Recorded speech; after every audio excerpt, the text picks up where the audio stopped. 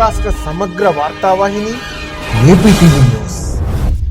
అందరికీ నమస్కారం. ఈ 2-3 రోజులుగా డాలర్కి రూపాయి మారకం విలువ మారిందనే వార్తలు భారతదేశ వ్యాప్తంగానే కాదు ప్రపంచ వ్యాప్తంగా భారీగా వినిపిస్తుంది. రూపాయి మారకం విలువ 90 రూపాయలకి పెరిగింది. ఇది రికార్డు స్థాయిలో. స్వతంత్రం వచ్చిన తర్వాత ఇంత స్థాయికి వెళ్ళడం ఇదే తొలిసారి. 90 రూపాయలు దాటడం అంటే భారతదేశ ఆర్థిక వ్యవస్థ ఏ విధంగా ఉండబోతుందనే చర్చ మొదలైంది.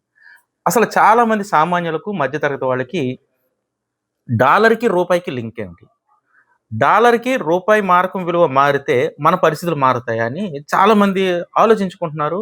ఏం జరుగుతుందో చాలా మందికి తెలియదు. అసలు దానికి దీనికి లింక్ ఏంటనేది చాలా సామాన్యమైన భాషలో ఈ వీడియోలో మీకు చెప్పబోతున్నాను.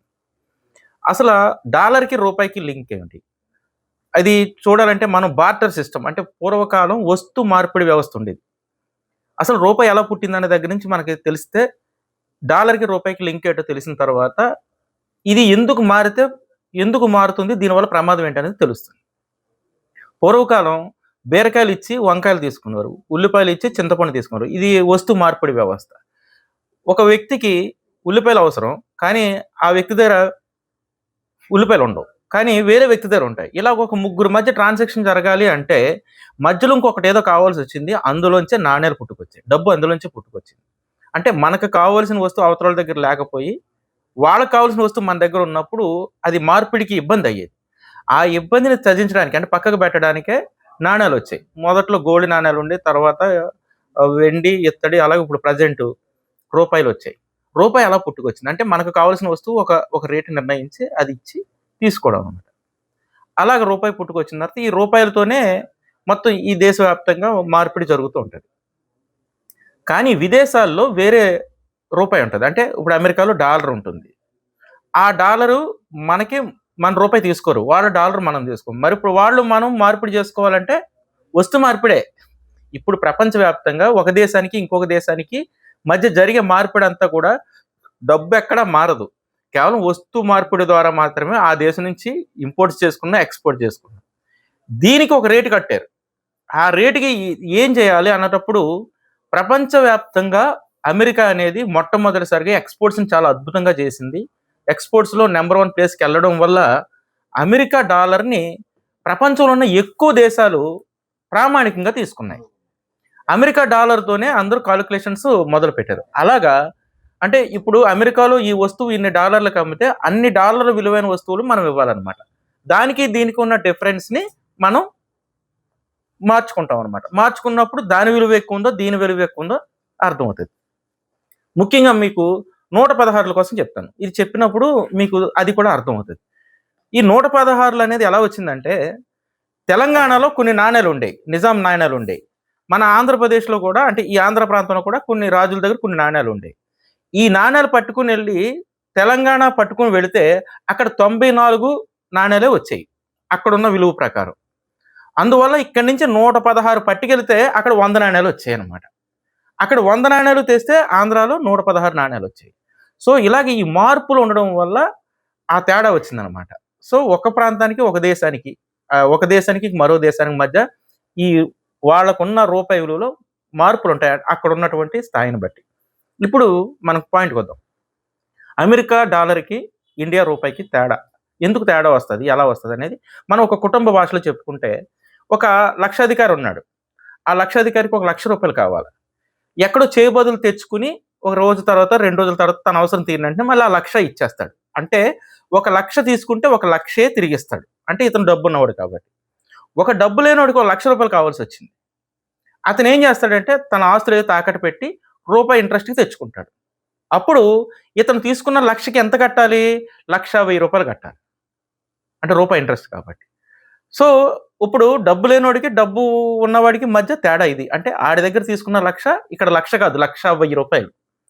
అలాగే ₹2 వడ్డీ తీసుకొస్తే ఆ 1,00,000 విలువ 1,02,000. ఇప్పుడు మారిన పరిస్థితుల నుంచి కొంతమంది ₹10 వడ్డీకి కూడా తెస్తున్నారు. అంటే ఒకటి దగ్గర ₹1,00,000 తీసుకుంటే ₹1,10,000 చెల్లించాలి. అంటే ఇతను తీసుకున్న 1,00,000 ఇచ్చే 1,00,000 ఒకటి కాదు. అంటే అతని దగ్గర ₹1,00,000 ఉంటే మన దగ్గర 1,10,000 కట్టాలి, అతని దగ్గర ₹1,00,000 కాబట్టి. ఇది తేడా అనమాట.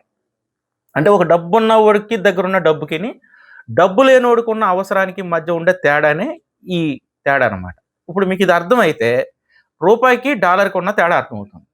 ఏ దేశం అయితే సుసంపన్నంగా ఉంటుందో ఆ దేశం యొక్క డబ్బు వాల్యూ ఎక్కువ ఉంటుంది.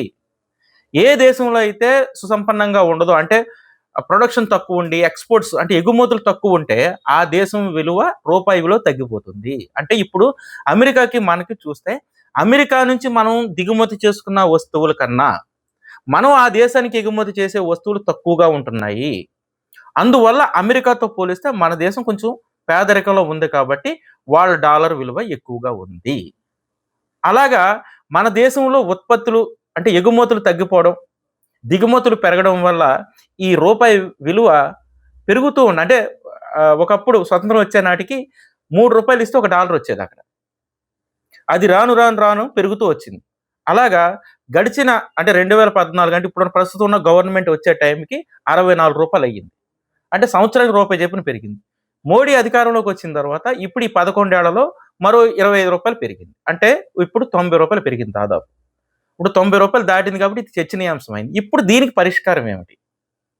రూపాయి విలువ తగ్గాలి. అంటే తగ్గాలంటే ఐ మీన్ రూపాయి మారకం విలువ పెరుగుతూ ఉంటాయి. అది రూ. 3ది 20, 40, 50, 90 వరకు వచ్చింది కాబట్టి విలువ తగ్గుతున్నట్టు. అంటే మనం ఒక రూపాయి ఇస్తే అక్కడ 10 పైసలు అంటే 10 పైసలు వాల్యూ ఉన్న డాలర్ ఇస్తారు మనకి. కాబట్టి మనది పెరగాలి అంటే, అంటే మన రూపాయి విలువ పెరగాలి అంటే ఖచ్చితంగా ఈ దేశంలో ఉత్పత్తులు పెరగాలి. ఉత్పత్తులు పెంచి ఎగుమతులు పెంచితే మన దేశం యొక్క రూపాయి విలువ పెరుగుతుంది. ప్రజలందరూ కష్టపడే విధంగా, ప్రజలందరూ పనుల్లో ఉండే విధంగా, ప్రజలందరూ ఉత్పత్తి రంగాల్లోకి వచ్చిన తర్వాత, అవి ఎగుమతి చేసే క్వాలిటీకి వచ్చిన తర్వాత మాత్రమే మన రూపాయి విలువ పెరుగుతుంది. అంతవరకు కూడా ఈ రూపాయి విలువ తగ్గుతూనే ఉంటుంది. అంటే ఇప్పుడు 90 అయింది, రేపు పొద్దున 100 కూడా అవ్వచ్చు. 100 అవ్వడం అనేది ప్రపంచ మార్కెట్‌లో మనకి శుభసూచకం కాదు. కాబట్టి ఇప్పుడున్నటువంటి ఆర్థిక పరమైనటువంటి విధానాలన్నీ కూడా ప్రజలందరూ కష్టపడి ఉత్పత్తులను పెంచే విధంగా తయారైనప్పుడు మాత్రమే మన రూపాయి విలువ పెరిగి మారకపు విలువ తగ్గుతుంది. సో, ఇప్పుడు మీకు అర్థమై ఉంటది. రూపాయి విలువకిని, డాలర్ విలువకి ఉన్న తేడా. మన సామాన్యమైన భాషలో చెప్పుకున్నాం. ఇది ప్రొద్దునుంచి నాతో చాలా మంది డిస్కస్ చేశారు. అందుకే ఈ వీడియో మీకు సామాన్యులకు అర్థమయ్యే విధంగా, అంటే డబ్బున్నోడి దగ్గర ఉన్న రూ. 100కిని, డబ్బు లేనోడి దగ్గర ఉన్న రూ. 100కి తేడా ఉంటది. ఆ తేడానే రూపాయికి డాలర్‌కి ఉన్న తేడా. సుసంపన్నమైనటువంటి దేశాల దగ్గర ఉన్న డబ్బుకి విలువ ఎక్కువ. పేద దేశాల దగ్గర ఉన్న డబ్బుకి విలువ తక్కువ. ఈ తేడానే తేడా. కాబట్టి ఈ వీడియోలో ఇది చెప్పుకున్నాం. అసలు ఇలాగ ఎందుకు అవుతుందనేది ఇంకొక వీడియోలో చెప్పుకుందాం. Thank you.